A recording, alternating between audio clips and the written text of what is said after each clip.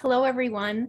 This evening, we will engage with nursing leaders to learn about Jedi principles and discuss opportunities to engage in the Jedi space on a deeper level to better address the needs of patients, communities, and the planet. We are joined by three inspiring nurses who are Jedi subject matter experts. At this time, I would like to introduce our presenters. Dr. Charmaine Lawson has a nursing career that spans 30 years. Her innovative way of educating the youth about the role of the nurse practitioner has elevated the advanced practice nurse. Through a series of educational tools such as dancing mascots and interactive play, she orchestrates an entire learning production when she visits elementary schools across the country. Nola the nurse and Dr. Lawson have also been featured on several national TV outlets and other media, and she started the first nurse practitioner-owned house call practice in Louisiana. With more than 100,000 home visits, it has transformed to meet the widespread needs of underserved communities in the state. To further extend the reach of her work, she has written a best-selling book, House Calls 101, the only book you will ever need to start your practice, which outlines how to start a successful house call practice. Dr. Jody Travers specializes in enhancing the individual and collective experience of professional nurses and elevating practice standards that honor social justice in nursing. Informed by 20 years of nursing experience, she's working to re-engineer a software application centered on social networking and dedicated to meeting health justice, equity, diversity, and inclusion needs at one academic medical center. Dr. Carol Ziegler is a professor of nursing at Vanderbilt University and the co-founder and director of the Climate, Health, and Energy Equity Lab at the Wondery. She is dually certified as a family nurse practitioner and advanced practice holistic nurse. Dr. Ziegler currently provides restorative, home-based holistic primary care, health coaching, and home health retrofits to low-income families through Thrive Community Healing Cooperative in Nashville. And now we will hear from Dr. Charmaine Lawson. Hi, everyone. Thanks so much for having me, ANA. I am truly honored to be here. I do have a small confession. I've never really been called a Jedi before, so first thing for everything, right? So I'll take that. Anyway, so I am ready to get started. And I have 12 minutes, 17 minutes? Yep, 12 to 15. 12 to 15. Oh, don't give me a range. All right, so the title of my presentation is I Eat Risk for Breakfast, and that's literally true. I selected this title after thinking of several different titles, but this one kept coming back to the forefront because it's literally what I do as an entrepreneur, and most entrepreneurs do that. We literally eat risk for breakfast, meaning that we'll wake up and totally feel okay without getting a paycheck this day. It says, okay, well, I may not get paid today, but that's all right. That's a risk I'm willing to take. Much like the dog you see here, who's willing to have GERD for breakfast. So with the hamburger, this is just something, this is a theme that's gonna come up again in this presentation about risk, about fear. You'll see other words like diversify, replication, and things like that. So it's actually pretty short, but it's actually powerful and mighty. This presentation will go through my trajectory when I started out as a house call provider to where we are today and what we're doing. All right, next slide. He's wagging his tail. All right, so why am I here? How did I get started? What makes me a Jedi? So I'd like to call this slide Dream Out Loud, because on this day, on that slide, I had no idea what my future was going to be. I had literally started a house call practice with 15 patients back in 2004. And in 2005, I incorporated my practice. And quickly, within 2 months, those 15 patients grew from 15 homebound and in many cases bedbound patients to over 100 patients, realized that I had hit a niche. And well, like most things, you can never prepare for disasters or just horrible things to happen. Hello, Hurricane Katrina.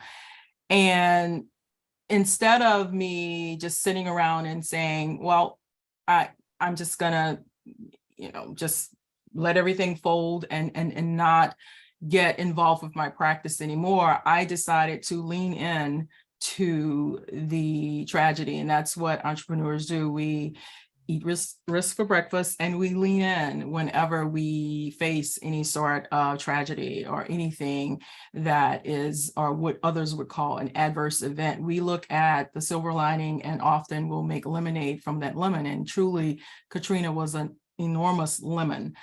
And I said, well, I'm going to go back and get my practice started. And so I immediately returned, and I guess this would be Jedi type of work here, because I had a Palm Pilot. Yes, I'm telling my age. I had a Palm Pilot, and all of my patients' data was stored on the Palm Pilot. It was just cryptic, almost like crib notes, but everything on my patients, last allergy or allergies, last mammogram, A1C, everything that was pertinent to their diagnoses was on that hard drive in my hand. So I was consequently one of, if not, I won't say I was the only one, but I was one of the few providers back in the area seeing patients, because all of the hospitals were shuttered.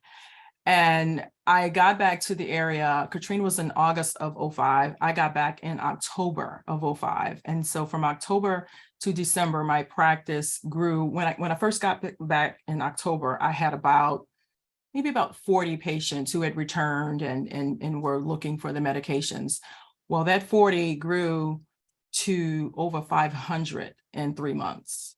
Why? Because I was one of the only providers back and had access to files and also access to resources to pharmacies that were delivering medicines in some of these areas. So I said all that to say that a lot of times you may not set out to have an expansive practice. You just want to meet a need in the community, and you just want to maybe have your boots on the ground when something catastrophic happens. But you need to also be ready for an explosion. And that's exactly what happened, an explosion of your practice actually growing exponentially in a matter of weeks. And it got so hard. But again, I eat risk for breakfast. I said, well, what do? You're going to keep going, or you're going to stop? And there's never, the word quit never really registers in my brain. So I said, I'm going to keep going. So I hired more NPs, started getting the word out to all media outlets. That's why you'll see on various websites, whereas I have pics with Katie Couric back then, who was in the field doing work, and some other notable reporters, just about letting them know about the needs we had and in the city post-Katrina. Then I said, well, there's power in replication. I knew that early on, and that I need a clone desperately. And so I said, well, if I can't really clone myself, and I have tried, if I can't do that, then why don't I think of teaching other nurse practitioners how to start a home call or house call practice in their area. So I started and developed the house call course, which is first in the nation, to teach NPs and other clinicians and other business leaders who wanted to have a house call practice that served their community and the elderly or patients who were bedbound. So I was able to, start the house call course. And then with replication, again, that same theme of replicating what you're doing for scaling and expansion, I began to write books on how to start a house call practice. So we have the first book that I wrote on how to start a house call practice, the only book you'll ever need, and then moved into House Calls 101, getting that branded and trademarked, then moved into getting the manual and just getting audiobooks, again, replication, scaling to meet the needs of your community. You don't want to just start something and say, oh, that's it. I've met my cap, only 50 patients, only 100. if you really want to make a difference in your community, particularly impoverished communities, you have to think of scaling so you can reach more patients who deserve great patient outcomes. All right, so we can do the next slide. Awesome. All right, and you can click like twice. So this is probably one of my favorite quotes, and click one more time. This is probably one of my favorite quotes. It's talks about fear, and it says, fear is a paralyzer. As a profession, we did not get where we are by playing in the safe zone. That's by the amazing Dr. Loretta Ford. And that's so true. When we are thinking of scaling, thinking of growing, and thinking of getting our businesses started to increase and hopefully improve patient outcomes, you must battle fear. And I'll tell you a really quick story about fear and how I had to overcome it. Not just me staring at Robin Roberts here, but another story in which I was getting my application ready for the fellowship, FAAN. And I had my two sponsors. I had been working with them for 6 months to get my application submitted. And just on the night when I was ready to submit the application, I had a change of heart. I had been working with them for 6 months, and the night of submission, I said, I don't think I'm able to do this. And I wanted to quit right then. And this story is about fear and how to overcome it, but it's also about the power of a mentor. And so my mentor, Dr. Margaret Fitzgerald, she said, who was my sponsor, she said, well, listen here, sister. We've been working together for, X amount of time, 6 months. There ain't no way you're going to quit. So here's what I'm going to do. I'm going to pay for you, kiddo, and you're going to submit, because I was having a severe form of imposter syndrome or fear, whereas I felt I was inadequate. I couldn't do this. What in the world, the whole magnitude of what I was about to do, because I was already a fellow in the American Association of Nurse Practitioners. Now, this was the American Academy of Nursing, and this was, of course, another level. And I just let fear paralyze me. But I had to keep thinking that if I want to continue to grow, continue to serve more people, I have to get past this barrier of fear. And I'm so glad that my mentor was able to help me when I couldn't help myself, because that's what mentors do. They help you when you can't hear or see or do anything for yourself, but they know the power that is within you to change communities. And so I successfully submitted and did get the FAAN, but I look back on that and say, what if I allowed fear to paralyze and or cripple me to the extent whereas I just wasn't willing to even let her pay for me? So we have to be able to get past our fear, recognize it, realize it, but move past it. Okay, next slide. So this slide is kind of fun, looks really busy, but it really says a lot. And I tried to put everything on there, but I just couldn't possibly do it. And I'll tell you why I included this slide or made this slide. It shows that when you are creating your brand, you have to look at diversifying what you're doing. And when I say diversify, it's not really just talking about the audiences that you're looking to reach, but you have to diversify your offerings. And that right now, we are no longer doing home visits. I'm not really doing that. I shut the whole house call practice, where I was actually going to the homes. I shut that down during the pandemic in 2021. And now we're totally telemedicine, online, and doing virtual visits. But in addition to books and the course, which is now also all online, I said, how can I diversify my offerings and keep expansion, keep encouraging and teaching and being the coach or mentor to other nurse practitioners and nurses or clinicians, letting them know of what's available with not only my brand, but what they can do, being that example or Jedi. I said, let me now do a podcast. So now we do have a podcast, and it talks about self-care, which is so important. And I wanted to do that because as nurses, what do? We work 3 and 4 or 5 jobs. We have 3, 4, or 5 degrees. And when is the last time we slept?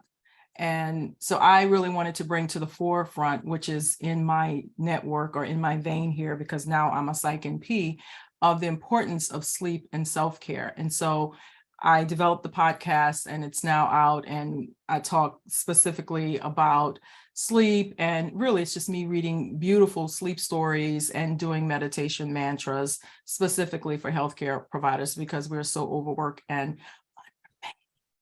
okay. So that's another way to diversify your brand, is just going to just another format of helping your profession and or your patients. And as you can see, House Calls 101, you see another replication there. You see two different books. You see Nola the Nurse. And then what do you also see? You see another language. So never forget that you want to reach people of all ethnicities all over the world. We're not just talking the USA. So whatever you're trying to do, you want to think diversifying, you want to think replication, and replication means not just volume 1, volume 2, but it also means, hey, let's see, let me think of another language. Let me think of an audio book. Think of doing the audio book or the voiceover yourself. These are other ways where you can constantly expand your brand. And also at the same time, it really, really gives the global approach of the fact that nurses not only work at hospitals, but we can do so many different things. I think a lot of times people want to just put nurses in a box as if to say, okay, well, she's a nurse practitioner or she's just working at the bedside. And I like to say that most of the things that I've done to diversify the brand or replicate the books can be done by a registered nurse who's not an APRN. These things can be done by even a CNA. I started out as a CNA. My very first entry into the nursing profession was as a CNA, and I'm so proud of that. I'm so glad I kept going. And here we are today. We have over 38 titles under the publishing house, which is something I created. I had someone tell me, you're a nurse, you want to do a publishing house? Isn't that for Simon and Schuster? I said, well, yeah, why can't I do it? Why can't, who says I couldn't? And I just love that. Again, just tell me I can't and I will, right? And so this is where we are today. The latest replication that we are pushing out is called The Business of Nursing, and it's been doing really well on Amazon, #1 on the spot now for a few weeks on under medication management and not medication management, but practice management. And it's going to be a series of books that walks nurses through the different areas or the different specialties. The first one was basically the blueprint. That's the orange one. Just kind of gets you introduced to all the different things that nurses can do, all the different fields we can go into. And then after that, the spinoffs will be the different chapters from the volume 1. The first chapter or the second volume here that just came out is on telemedicine. The next one will be on aesthetics. The next one, on and on. So each book will focus on a specific specialty, giving you all of the different state guidelines, whether or not the state is FPA, full practice authority, or just everything, websites, and also notable nurses who have businesses in these fields. Wanted to have something that fits in your pocket and that also was something that you can just really sink your teeth in, as my grandmother used to say, can you sink your teeth into it? So I wanted it to be meaty and also economical. Most of the books will be less than $40. So you see Amazon on here, Walmart, Target. Again, diversifying where you put all of your formats, all of your brands, spread them all out all over, get the distribution going. And I'm happy. I don't know if this is a part of it, but I'm definitely happy to answer any questions. This is sort of where I am now and the future. People always say, well, what's next? And so the next frontier for us is getting Nola the Nurse animated, which we have been working on now for several years and just looking for the right angel investors. And so that's the next frontier for the entire brand, is again, elevating, expanding, diversifying into the animated world. And let's see, next slide, which I think should be contact me slide. Yep. Contact me if you have any questions or have any thoughts on anything. I promise I try to answer Timely, but timely is relative. But I will certainly try to respond and answer as best I can. And I'm always happy to help. And these are my social media handles. I'm usually hanging around there somewhere saying hi or putting out a funny GIF or something like that. So it's a pleasure to be here. And I'm honored that you all thought that I was a Jedi. Dr. Lassen, thank you so much. We're going to take the questions from the participants at the end after all the presenters get a chance. But I do want to just ask one question before we move to the next presenter. Something that really resonates about your story is that as you encountered healthcare disparities, you did not look away. No. And so what has been your process for authentically engaging in this space to address the existing needs around Jedi? So for me, caring about your community, I'm all about community and always will be about my community, whether I'm in Texas, which is where I currently am, or whether I'm in my home state or home city of New Orleans, Louisiana. That's where the inspiration comes from. And that's where all of my thoughts on where I am now comes from. I started that house call practice because I saw a need, whereas several elderly patients were not able to have a healthcare provider to come and see them and give them the medication refills, because not only were they homebound, but in many cases they were bedbound. So I saw a need and I filled it. I started NOLA the Nurse because I saw a need for children of all colors and all races to see a nurse practitioner in kid literature. There were no books out there about nurse practitioners, midwives, CRNAs. And I said, why is it such a far-fetched idea to have a 4-year-old be able to say, my mom is a nurse practitioner? I believe every 4-year-old should be able to say nurse practitioner. Is that such a hard ask? I didn't think so.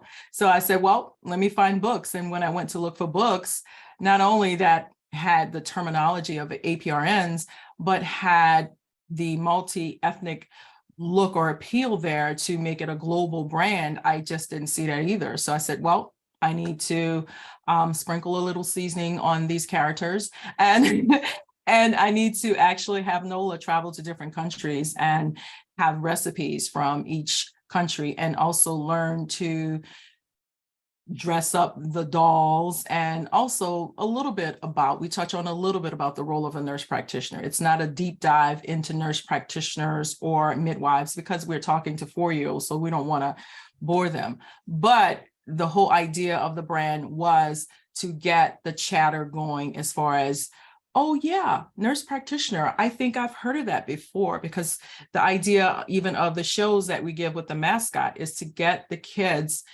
all over talking about, oh yeah, I think I want to be a midwife. You need to start that chatter in elementary school, because by the time they are in high school, they're off to another profession. And I want our profession to be first. Wonderful. And then one more, you mentioned fear in your presentation. What would you say to nurses who may be letting fear deter them from moving forward? I tell you, it's unreal to think that it's not going to be there, because it's going to be there. It's still there for me today, although it gets a little easier to face it because now I know what it looks like. So the best way to overcome fear is to face it head on and say, I'm going to do it regardless of what the outcome is, because most of the time we're afraid of something that we don't know. It's the unknown that has us fearful. But if we can just say, I'm going to do it, and what's the worst that could happen? Am I going to lose my license? No. Am I going to hurt somebody? No. Okay, so if those two are good, you're going to be able to keep your license. You're going to be able to have a patient breathing in front of you. Then, all right, so it shouldn't be that bad, right? And just do it and learn to take more risk. And the only way you do that is you get up saying, I'm going to eat risk for breakfast today. What's today? Wonderful. Thank you so much. Thank you. Thank you. And now we'll hear from Dr. Jody Traver. Thank you so much. And gosh, I'm really inspired by Dr. Lawson's sharing, and so much of what you said resonated with me. And I'm just as eager to hear about the work that Dr. Ziegler is going to be sharing. And so what I'm sharing is a little bit different, but I did see some commonalities and some themes in Dr. Lawson's presentation. So in full transparency, my name is Jody Traver. You can call me Jody. My pronouns are she, her, and hers, and I did my best to comply with the web content accessibility guidelines. I have been uber immersed in this notion of accessibility and how this is relevant to all the JEDI conversations and work that we're in, considering that we're predominantly operating in a virtual mode these days. So thank you for managing my slides, Oriana. I am coming to you from an academic medical center that is the University of California, San Diego. And I'm hoping to share with you a little bit about a JEDI endeavor that was started a few years ago, and the timeline and some of our lessons learned, and how we're continuing to innovate. And so I love that Dr. Lawson mentioned fear and diversifying, and I hope to touch on both of those things here too. So I have the opportunity to share how we've embraced technology for JEDI purposes and challenges that I've experienced innovating in this space. I can share how my colleague and I launched the first of its kind that we're aware of live virtual social justice forums. And I'll try to convey what those look and feel like for you. And more importantly, more relevant to our panel discussion, how we leverage technology to diversify and expand access to these live forums with the use of a software cloud-based solution to serve as our social justice network here within UCSD, with future goals to invite community members into it. So next slide, please. Thank you. So for some context, our story starts back in 2020. There were a number of events that were happening, and I think that, you know, of course, Dr. Lawson mentioned one that preceded 2020, but the pandemic, of course, was our starting point. A colleague of mine by the name of Ayelet Rupin Pham, she and I got together in our office at UCSD and decided, whoa, there's things happening in our community related to the pandemic and not that are really upsetting. What can we do about these feelings that we have showing up to work in the way that we are? How are others showing up to work in the profession, knowing that injustices are happening around us and have been happening for centuries? So we decided we need a framework to help inform these conversations that we were having and that we were planning to have.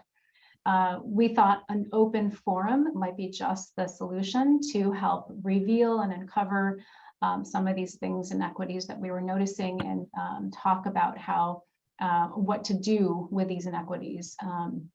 So we decided on this framework, if you're seeing my screen, of awareness, appreciation, and action. We were aware that our own individual awareness needed some work on our individual biases, how these biases were connected to structural racism in our health systems, and how those system inequities then were resulting in disparate outcomes for our patients. We were also acutely aware that the awareness piece was tied to appreciation. We have to have that individual awareness to be able to fully appreciate the vast, diverse backgrounds, perspectives that were informing these structures of oppression. In addition, we knew that in order for us to take meaningful action within UCSD and professionally, we had to have that awareness first and appreciation to make meaningful change that was sustainable. So if you're seeing my slide here, you're seeing the landing page of our digital social network platform and some of the supporters of the platform. And so next slide, please. Just for some context here, for those of you that don't know, the University of California, San Diego, founded in 1960, is one of 5 UC academic medical centers. It sits on the ancestral homelands of the Kumeyaay Nation. The Kumeyaay people continue to have an important and thriving presence in our region and in our UCSD staff workup. We're ranked globally, nationally for our academics, our research, quality healthcare, and more. Our health system of over 10,000 staff with over 5,000 campus members. So we're huge. As you can imagine, an institution of our size, we're experiencing challenges with addressing Jedi needs and how to meet those needs. While we know that that challenge is not unique to UCSD because of our size or the type of organization we are, we know that that challenge is real because we've never had an initiative like the Jedi initiatives that are unfolding, mainly because they're centered on the human experience.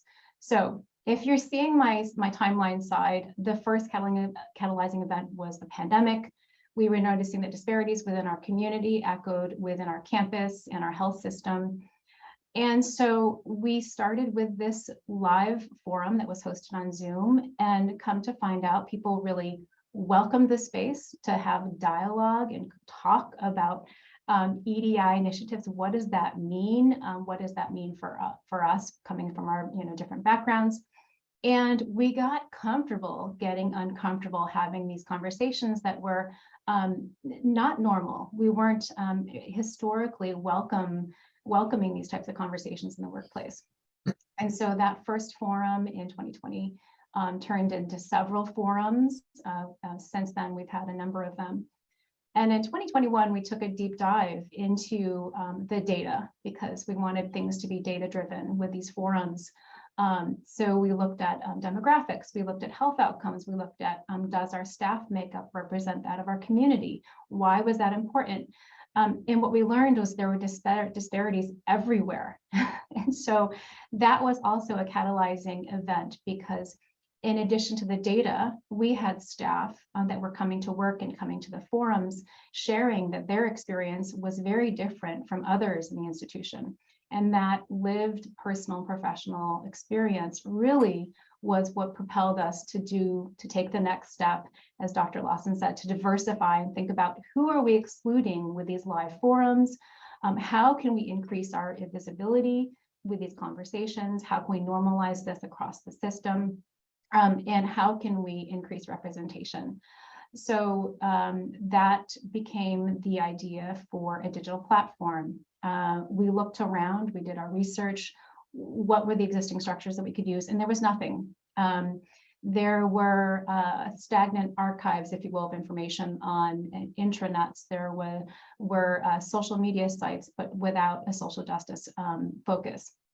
We were fortunate enough to be granted some seed funds by the National HIMSS Conference and Nurse Pitch Award back in 2021. Shortly thereafter, and published in 2022, the ANA released their Racial Reckoning Statement on Anti-Racism and the organization's commitment to promoting equity. And UCSD doubled down their commitment. And so the timing was really perfect. So when you're thinking about innovating, you're never really sure of anything, for one, and you're certainly never sure of the right time to announce an innovation or an idea that you have. And so I love what Dr. Lawson said about fear, because you just have to take a chance. And that's what we did. So we got rejected a number of times for grant funding, but we did get some acceptances. A couple of those acceptances, in addition to the seed money from the HIMSS Conference, the Nurse Pitch Award, was a grant from our own campus EDI office who believed in us and who believed in this idea. We were also given matching funds from a very well-known and generous philanthropist, T.W. Sanford, who has many of our UC institutes for empathy and compassion and social justice. The rest is sort of history, so to speak. We are still in the beta testing phase, but what we have recognized and what others are starting to recognize is that those conversations around Jedi are very polarizing. We're still reconciling as individuals our own nation's history in anti-racism. What does that mean? What's the significance? And how do we move forward, with unity and with love for each other? And so that was the aim for this digital platform, is to make meaningful connections around Jedi conversations and Jedi space or activities, excuse me. So that brings us to present day. We are still in the beta testing phase. We're having really fantastic conversations and how do we approach this and scale this out locally to the rest of the UCSD in a system-wide fashion. And so a lot of stakeholder meetings are taking place, and our plan is to socialize it throughout the campus and health system, and then extend the platform and activity and conversations to our community members, being our biggest stakeholders. So next slide, please. And I would be remiss if I didn't mention our partner in all of this work, who is Ann Hardy. She is the software owner and developer. She's a JD by trade. Her product has been primarily vetted and used across the country for over 20 years for the mentoring purpose. Some of you might be aware with it or familiar with it. But no one, to our knowledge, is using this solution or similar software solutions for the social justice purpose.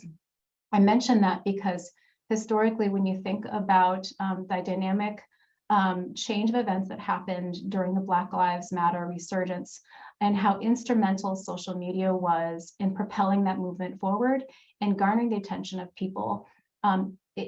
Also, the use of social media at that time, several years ago, was giving voice and representation in the conversation around anti-racism, where there hadn't been that voice before. And so, again, there is evidence to support the use of technology in this way. And we are starting to see that the forum has a brand. It's become a local brand. And it is beginning to shape our culture and how we're thinking about Jedi conversations and Jedi work. And that, again, conversation is the foundation of all forward movement in the Jedi space. Next slide, please. And if I didn't already convey, there was no other digital solution prior to this initiative to help meet that need, that critical conversation need, and to help organize in that fashion. I did mention one of our Gen-Ed donors there, as well as the nurse pitch contest. And we are starting to see greater visibility on the platform with wider usage. And it is a live archive, just like Facebook and LinkedIn is, where people can connect and share information related to anything Jedi, education, development, research. Next slide, please. Thank you. Outcomes, you're wondering, how are we measuring success? The fact that people are using the platform, that are giving feedback about the platform and their experience on the platform, similar to how they were doing in the live forums, is really where we want it to be. I have learned that meeting milestones with innovation is difficult, it's scary, it takes grit and persistence. But I think all of you have some experience with that. Since 2020, we have had 9 forums, a total of over 450 participants across the UC system. And we have had about 75 beta testers of the platform thus far. Our site is currently under construction, and we are making plans to have a critical mass on the platform this year.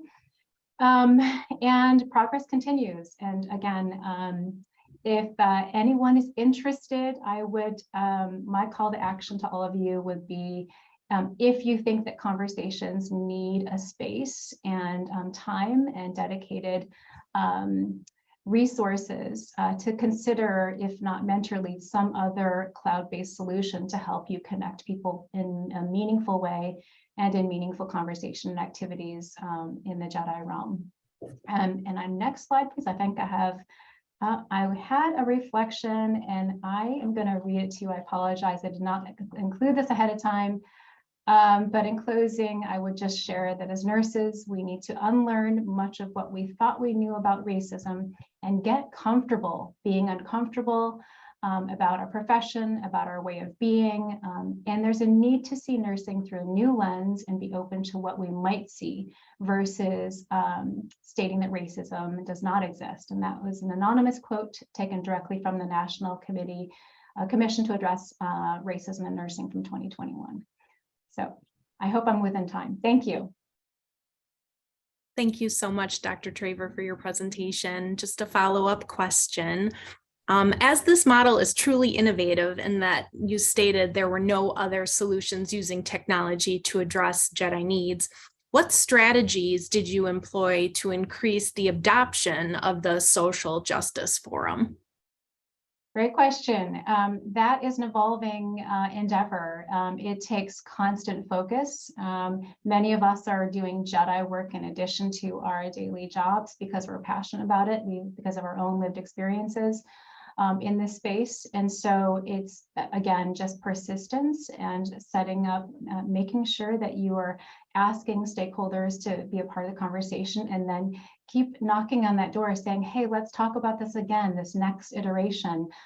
Let's talk about the experience. And continuing the live forums, I will say, has been key and instrumental in promoting the platform, because this is a new way of thinking about social justice.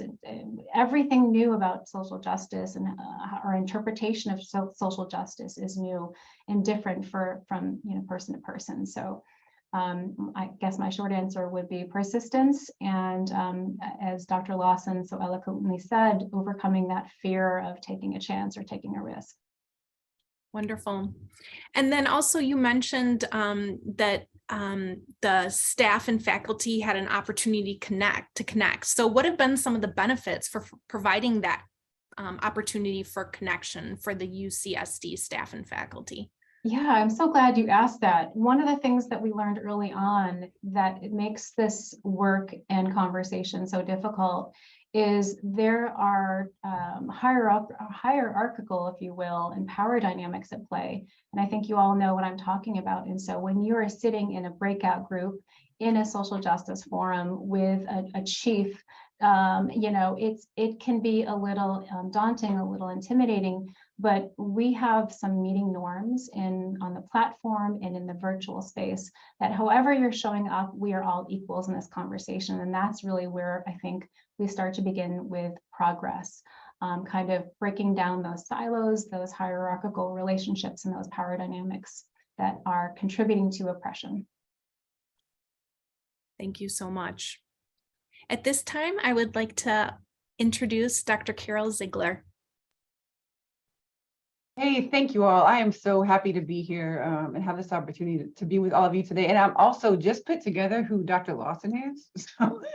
So your book is the reason that I started my practice. So I just want to really, you all, it's a great book. I was searching for books written by NPs, and I just realized while you were speaking, like, this is the woman that made me. Oh my goodness. Hey. So I'm going to connect with you after because I need help. Okay. But you are a really fantastic resource. Thank you. So again, thank you all so much. And I love being in these spaces with nurse innovators, because I promise you after today, all of us will have ideas and we'll be running with those. That's always my experience. So today I'm going to tell you guys a story about the creation of a nurse-led social innovation lab that is grounded in the principles of planetary health and climate justice. So this is the Climate, Health, and Energy Equity Lab, also known affectionately as CHEEL. That launched in August at Vanderbilt's Social Innovation Hub, which is called the Wondery. And I'm going to kind of tell you how we brought this into being. So Ori, next slide, please. Thank you. So this is kind of where CHEEL started. This picture makes me want to cry every time I see it. So this is the birthplace of CHEEL. This is where the seed really was planted. So this community is in Kitale, Western Kenya, and about 15 years ago, I was working as an FNP at a clinic that was part of Meharry Medical College. It was the first job I got out of school. I did clinicals there, and then they hired me, and it was a fantastic experience. And I was there until 2021, where I read Dr. Lawson's book and was like, I'm going to start my own practice, literally. So I was at this clinic for a long time. And during that time, I was invited by the women in this picture to come to Kenya and learn about and document the practices of their traditional healers. So this is a community of people who have, from ever since, really, if we think about, Western Kenya is the cradle of civilization, of humanity, really, have really, from ever since, and continue to live the values of sort of the original planetary health model, right, if we can say that. And most of our medicine that we have now comes at if you trace it back, comes from some traditional healer somewhere. And so I was really honored to be invited. And despite their very sustainable lifestyles, sort of rooted in those values, they are, they're in a culture and a community that deeply integrates the values of care of self, care of community, and care of the earth. Despite that, they were experiencing disproportionate impacts from environmental degradation, from climate change, and from the legacy of colonial violence. And so also I noticed when I was there that Kenya is way ahead of us in terms of innovation. And so when I was there, especially in the carbon space, they had already launched a carbon credit program. They had also banned plastic bags. This is, years ago. And they were offering community development funds for local communities to start projects. And so this group of women in this picture right here decided to apply for funds for a tree nursery at this site, which ended up resulting in long-term financial and health benefits for the people and for their environment, right? And so I was there for about 3 months and since have been back multiple times. But when I came back home to Nashville, Tennessee, which is where I am now, I saw the same injustice, or now I noticed, right? The same injustice in my own personal zip code, which was that the humans who are living the most sustainable lifestyles with the lowest carbon footprints, the people I was seeing in the clinic without air conditioning, the people that were losing their housing, they get no credit, right? They get no credit for the contribution that they're making to planetary health. And they also suffer the most from the health impacts, the ecological impacts of racism, of carbon emissions, both directly from the air pollution that they're forced to breathe because of where they live, and environmental injustice, and also from just the effects of climate change. So heat, severe storms, all those things that we're experiencing in Nashville. Next slide, please. So here comes Chio. Down the line, and I'll share a little bit more about how we got here to where we are. Chio essentially combines the expertise of myself and my co-founder. So this is Professor Zdravka Zankova. She is Director of Undergraduate Studies in Climate and Environmental Studies and Associate Professor of the practice here at Vanderbilt. And Dr. James Mushira, who was a nurse researcher and assistant professor of nursing, who is also from Kenya, by the way, so we're coming like full circle. And together with teams of these brilliant and motivated undergraduate immersion students, we're designing prototypes with community partners to leverage carbon offset dollars with social impact. So we're trying to incentivize companies to invest in initiatives that lower carbon emissions and also promote economic, physical, and mental health for low-income families right here in Nashville. Next slide, please. So I love to show this graph because I think it very clearly demonstrates this phenomena of sort of the injustice piece around climate and climate change. And so you can see directly the carbon footprint really increases with income, right? So the greenest people globally in the global South and also in most communities, neighborhoods, cities are living low carbon lifestyles, and they're also the most impacted by climate change. And the health impacts from climate change are most often and most acutely felt in low-income communities and communities of color, right? I think we all probably can say we see that in our communities. And in Nashville, Tennessee specifically, heat and poor air quality disproportionately impact families who may not have air conditioning. Their electricity may get cut off if they can't pay the bill. We have rolling blackouts in the city, right? Sometimes in the summers. And also people without access to healthy, affordable housing, and people whose work increases their exposure. So thinking of like utility workers, first responders. And Nashville, I think, is in a really, it's an interesting place to be doing this because Nashville is rapidly gentrifying, like many communities, right? And so what we're seeing is families who have lived in communities for years are being sort of pushed out due to development and things like that. And so our mission is to direct these dollars that are floating around in the economy to low-income families for health and economic benefits. And currently there are carbon offset sort of trading markets in place, but very few mechanisms in existence that effectively channel those dollars into initiatives that directly benefits communities, low-income communities, and those people that have low carbon footprints. So it's essentially, we think of it like it's a carbon indulgence, right? So a company is paying a fee to be allowed to still emit, but the dollars never really trickle down into communities that are living low carbon footprints just by nature of their choices and also their low incomes. The other thing that we have noticed through our research is that a lot of existing carbon offset programs, and many of the ones that now exist in the global South, end up really dramatically exploiting communities and essentially kind of result in greenwashing, right? So in the corporate sector.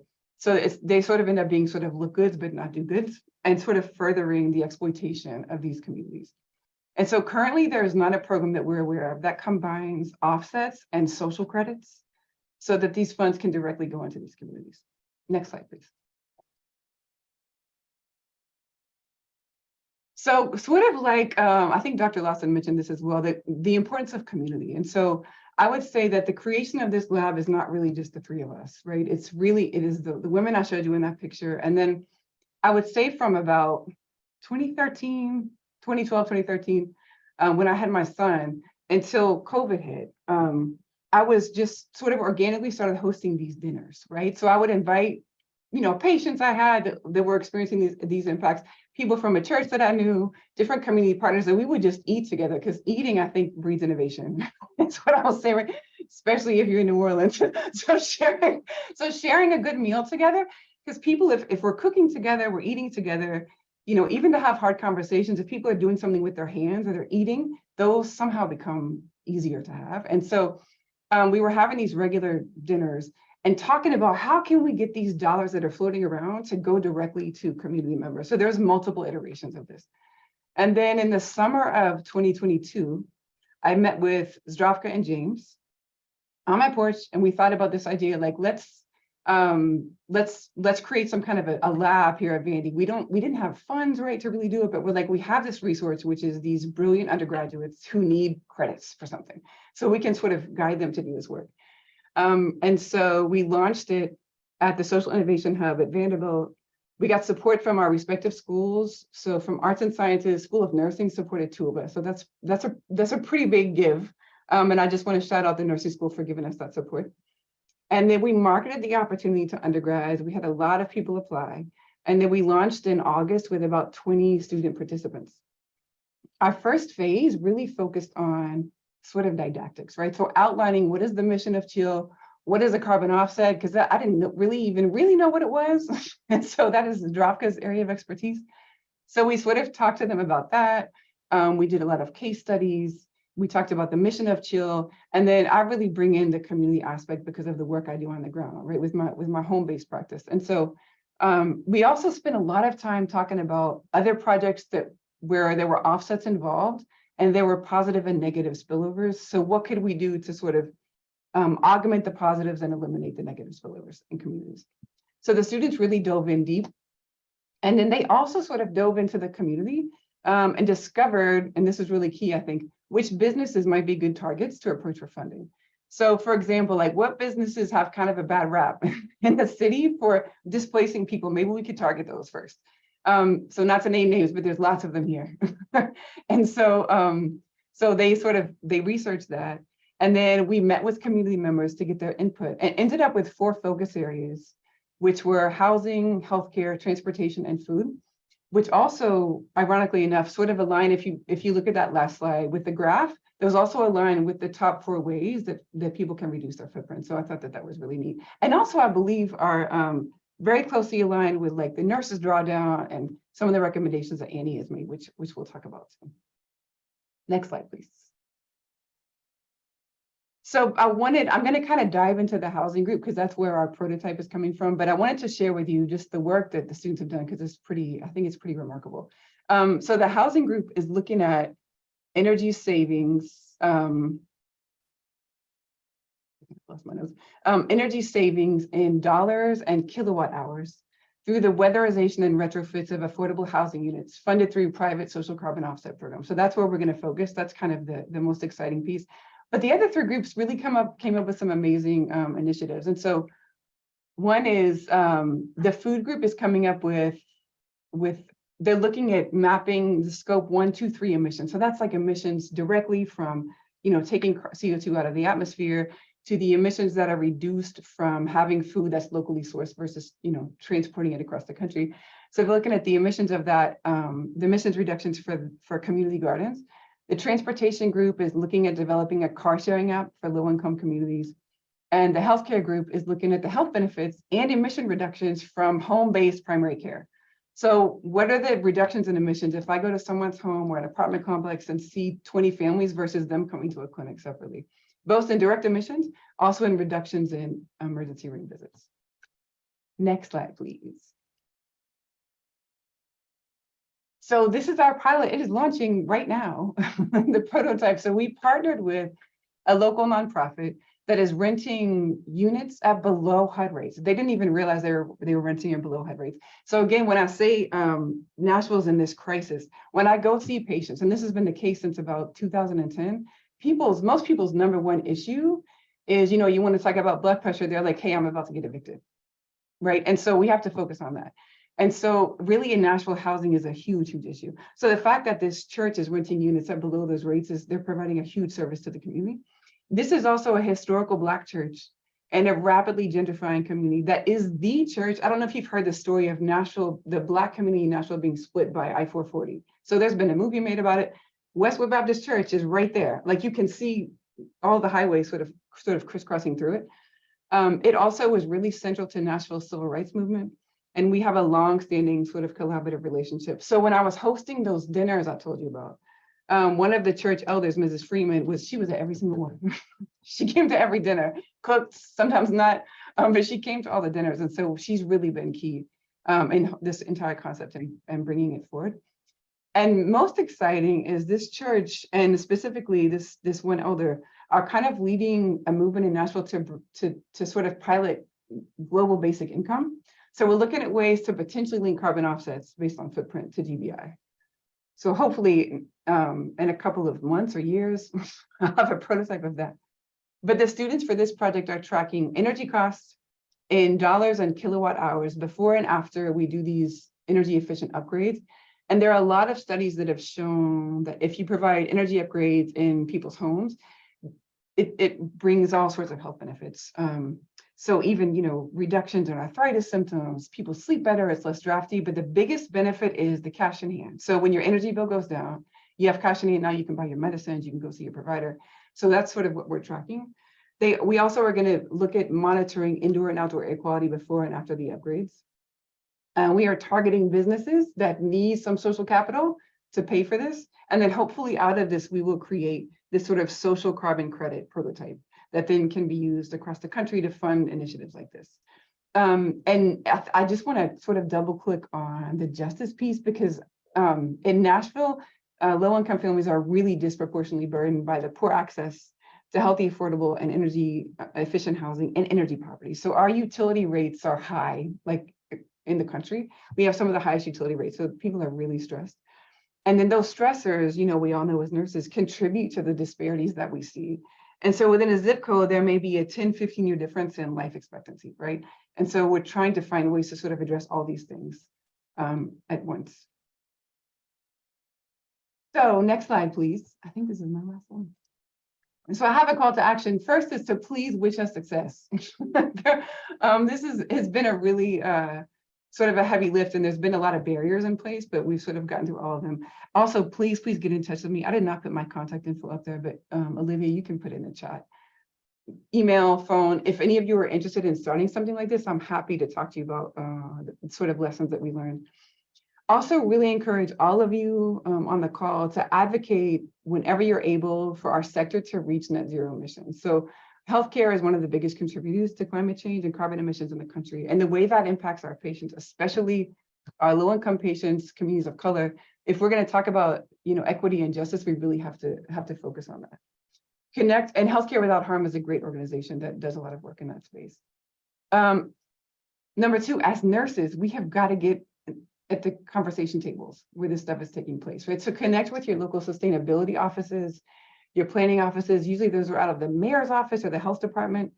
There are initiatives that will be put in place that I think have good intents, but people don't think about the resources that are being moved around. And so, for example, there was an initiative to put electric charging stations in a low-income community where no one has a Tesla, really no one, right? And so it was like, what if we can invest that money in electric buses and free bus passes for people, or really invest the money in a way that will measurably help people in ways that they need. So again, I just say that to say nurses really need to be at these tables because our voices are not being heard. And also we can advocate to bring community members in as well.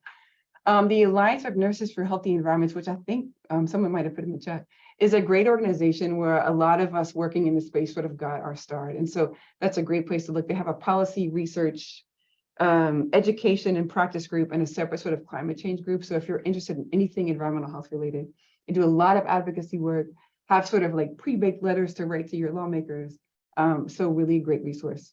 And then the Nurses Climate Challenge, the website is there, which is an initiative to try to get more nurses aware of climate change and the health impacts.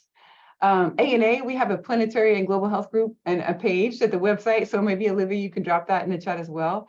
And then that last link is a way you can calculate your own footprint. So if you just want to know things that you can do personally to decrease your emissions, that is there. So thank you all so much for listening to me and letting me be part of this group of my heroes. Dr. Ziegler, thanks so much. We put your contact information in the chat, and we'll make sure we add the resource guide to the chat as well. I'm going to follow up with some questions about your presentation, but at this time I invite all participants to start dropping the questions in the chat, because we want to ensure that we get to all of your questions. So if you can start utilizing the chat, that would be great. So Dr. Ziegler, you know, you mentioned that brainstorming piece, you know, from 2013 to 2021, that's happening over 8 years, right? And you were so intentional about discussing how, you know, you incorporated meals and Mrs. Freeman, and why is centering the voices of the community so important to innovative endeavors? I think because they, you know, I think at the end of the day, it's because their resources never connect the way that they need to, right? So we have all these people deciding where the resources go, and the people that need the resources and deserve to have the resources are never included in those discussions. And it really was sort of organic, and that those were just sort of the social relationships that I had and had developed over the years. And so the conversations would have started organically, but I can't tell you the number of the different types of issues that came out because we were meeting together, that then someone could go write an op-ed about it, we could advocate for. So like, for example, I did not know until these dinners were happening that folks could pay their rent on time every month for years, and it doesn't go on their credit score. And so they can't move out of where they are, where, you know, every time I pay my mortgage, it helps my credit, right? And so there were all these things coming out. And so these little spin-off groups would get together, like, we're going to tackle this issue. So I think it's really, when we talk about all things Jedi, right? Racism is so effective. The point of it, right, is to keep everyone separate. That's the only reason it works. That's the reason why there's disparities. That's the reason why resources don't move across boundaries the way that they should. And so trying to really break those down is, I think, the best way to bring equity. Lovely. And then you also mentioned that the birthplace of Chil transpired in Kitale, Kenya. And so just talking about the benefits of really incorporating an international lens to address Jedi needs, if you can talk about that.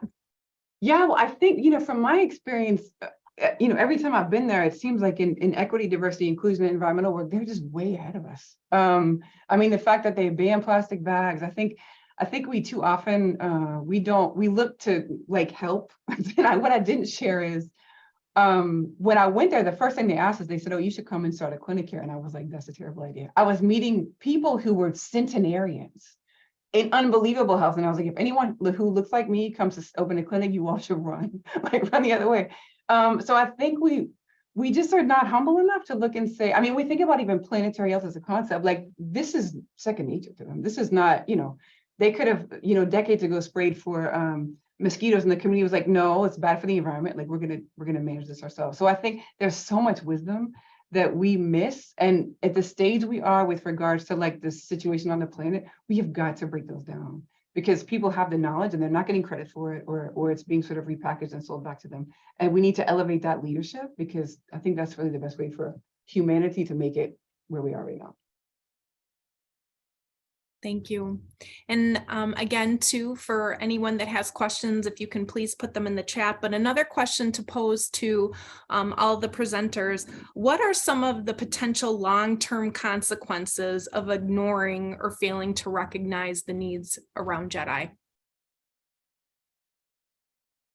I have a thought that comes immediately to mind. You know, we have been talking about in this country, racism and oppression for generations. And really, I'm not sure we've made much progress. When you think about, you know, to Dr. Ziegler's point, we're a developed nation. We like to think that we are in a place of advantage compared to other countries. But I don't think that that's the case.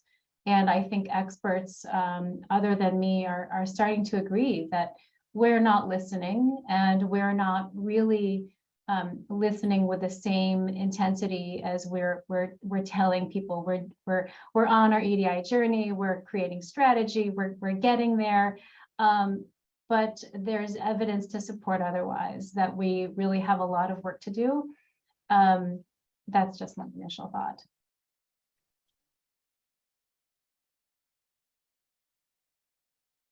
Dr. Ziegler, Dr. Lawson, any thoughts on that?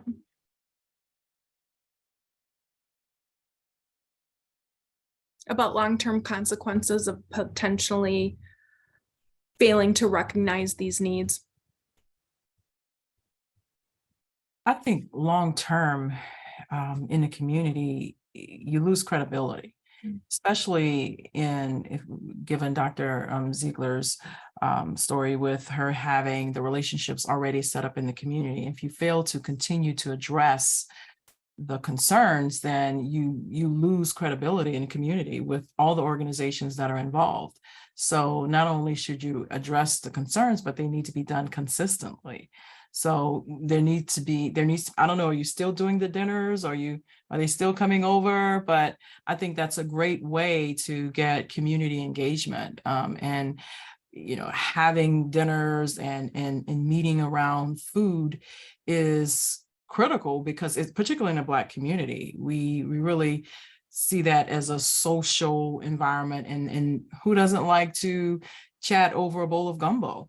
And so that's why back to my stories is that I encourage the whole community aspect of food, and I include recipes, and I say, well, at the end of each book, they eat a meal specific to that culture together. Because why? Eating and being social, it's just united. And that's how you get people to relax and be comfortable and to establish trust. So I think that, I don't know if you're still doing those meetings, but that needs to occur more often. And if you stop, then there will be some credibility that's lost. A question from the chat from Jessica Hickey. In working with undergrad nursing students, how would you recommend introducing the concepts of JEDI, health equity, social determinants of health into curriculum in a way that stimulates the students' engagement with these concepts so as to influence their future careers and our profession? That's a great question. Well, I will jump in if that's okay. So at VUSN, we do simulations. So they created cases based on student experiences in the hospital, where there were issues. And so they sort of created cases, and the faculty acted them out with students. And so we watched those with students and then debrief afterwards. Because I think these issues are so deeply embedded, and to Jody's point, they persist across the decades, right? We talk about them, but it seems like things don't really change in a meaningful way. So I think it's sort of forcing the conversation, but through experiences. It's experiential, so people can kind of feel it and then talk about it. I don't know if that's helpful, but that's something that we're trying here. Yeah, I would also add that we have a tradition, I think, in nursing schools and nursing curricula of how we talk about bias, and how we talk about it in a very gentle, kind of safe way. We talk about cultural competency, but we're not really getting at the root of, I think, where the conversations need to sit in, which is, our history, our country's history with oppression and racism. Because frankly, I think most nursing schools, and I'm generalizing, are not willing to take that risk to go there, because there is a lack of education and training on how to hold those critical conversations. But I think in order to, again, make meaningful change, we have to start in nursing curricula. We have to normalize how we're talking about issues in our country related to JEDI, that it's not just some new strategic plan that we have to implement and then measure outcomes. We have to really think about and explore and connect around the human experience that we're all having. Absolutely. Another question, what are some ways that healthcare organizations can incorporate Jedi principles? Any suggestions on that?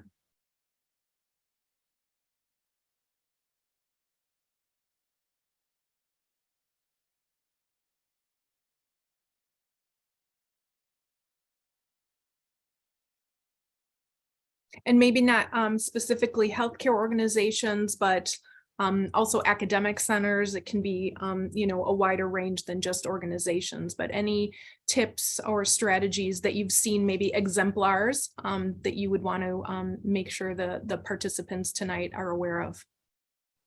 Well, I can speak to the School of Nursing and what we've done here. So we do these simulations also with faculty and staff, and then embed into evaluations that people have to show that they're engaging in some kind of content. So it doesn't, I don't know that you can't prove you're changing hearts, but you can prove, you can force people to at least show up and interact with the material. And then I think there also is an awareness here of, a lot of times I think, especially at schools of nursing, it feels like we're just counting people, but we're not actually deliberately valuing people and being inclusive. And so I think that's something else that schools just need to be really aware of it, and engaging with students about their experience and how they feel and what are things that we can do to make their experience better in schools of nursing. I think that's really important to do. Thank you. Question from the chat. What can nurses uniquely do that allows them to advance Jedi work faster or in more impactful ways? I personally have seen this approach effective, and it's one that I adhere to personally, is doing the personal work, because we're on the topic of curricula and what should be taught in nursing schools. One personal strategy is starting with yourself, and how are you showing up to these conversations? How are you showing up in these meetings or in these trainings? Because we are all experiencing certain degrees of privilege, and that looks different for everybody, but we're all human. We all have some level of privilege in that conversation, and that awareness of where we're sitting in privilege, I think, really helps inform the conversation, and recognizing where others might be sitting in positions of privilege as a starting point.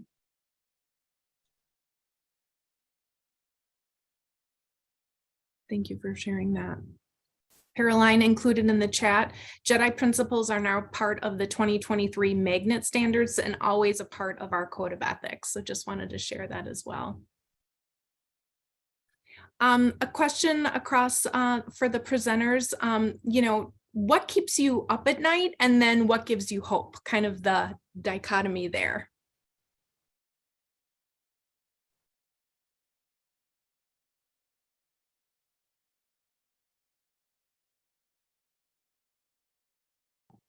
I don't want to jump in, but I'm not seeing people unmute. So well, Jump on in.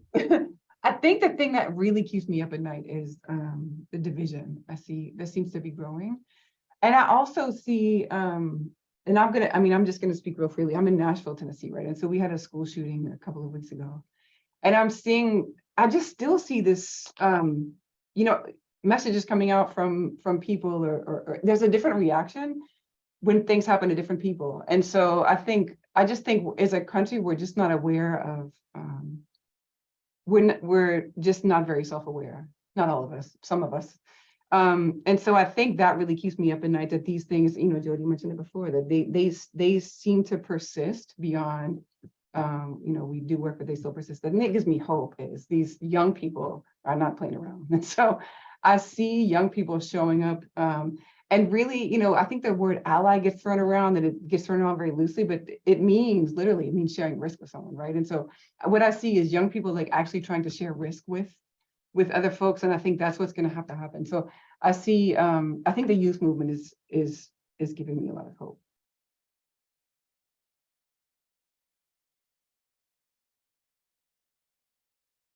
I think what gives me hope is that we see more chatter or more talk now about DEI, whereas several years ago, if you said DEI, nobody would know what that meant. But now when you say those initials, not only do people know what they mean, but people are starting to ask deeper questions, whereas does your organization have a DEI director or leader who's over DEI? And everybody knows it. And we can say, oh, that's pretty simple.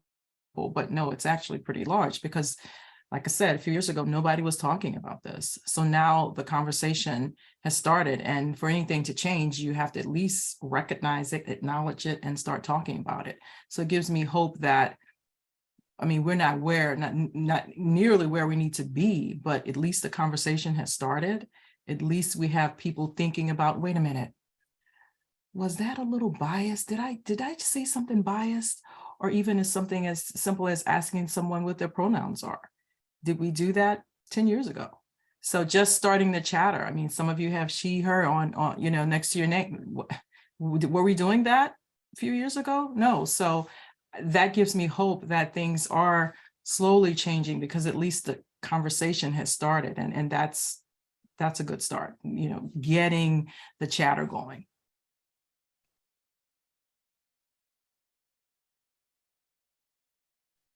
And I guess I would just add briefly that I'm inspired by all of you and taking time out of your day to show up for this conversation and to bear witness to some of the work that Dr. Ziegler's doing, Dr. Lawson's been doing. That gives me a lot of hope. I do like to think that things are changing. And I do appreciate that many are, taking themselves off mute in these forums and having the courage to speak up. If not here, then in other settings. So that gives me hope. And what keeps me awake at night is, I think what Dr. Lawson mentioned, is that fear. We know that there is comfort and discomfort in this Jedi space, and that discomfort sometimes can be really unsettling. So thank you. And thank you for sharing the opportunity. If somebody would like to come off mute and ask the question themselves, if you want to just raise your hand, absolutely. If you prefer to ask a question that way instead of the chat, absolutely feel free to share. And then I would just like to circle back to kind of the inspiring, event that took place as far as nurses inspiring other nurses, and how this was so beautifully kind of transpired with Dr. Ziegler and Dr. Lawson. And I just think, and the ripple effect of this innovation lounge and how it's going to impact all of the nurses that are in attendance. But I guess leaving potentially on a note of inspiration, any nurses or people in your life that have inspired you. Jody, you talked about having that grit piece, but just kind of leaving with someone that has inspired you in this space or kind of helped you be where you're at today.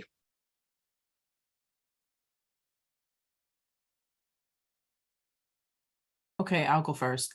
I said her name earlier, but I'll say it again because she's just amazing, and she's been very instrumental in being my mentor and coach for several years, and that's Dr. Margaret Fitzgerald.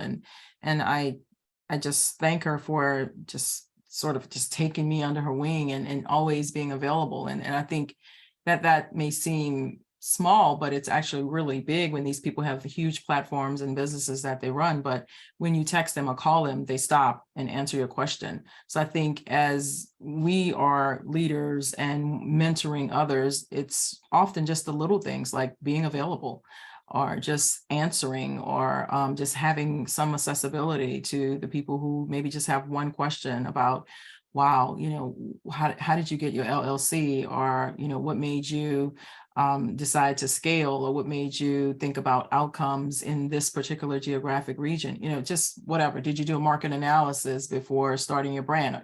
Just little questions. And just being available is something that I believe is underrated, but it's very impactful.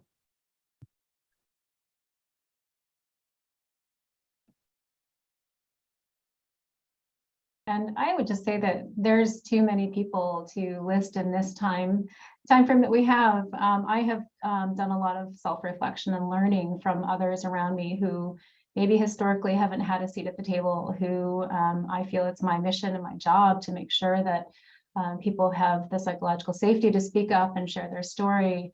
And that's where I draw inspiration from. That is where I'm seeking mentoring from.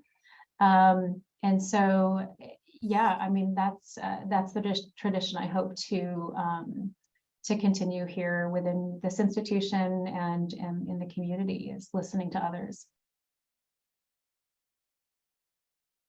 So I would say, in addition to Dr. Lawson and Jody and all of you here on this call, I think it's patience. I would say that since I left the practice where I was, I get text messages like, hey, when are you going to be up and running? Like, when is this? So I think it's the fact that this, the trust that people put in you is always, it just sort of blows my mind. And that for over years and people keep showing up for us, right? And so people keep voting us the #1 trusted profession, and people keep kind of looking to us. And so I think it is the public and the people that we take care of that probably keep us all, moving forward. Yeah. Well, I just want to say thank you so much, all three of you, for being your stories are so inspirational. You're role models in this space, not only for nursing, but the global community.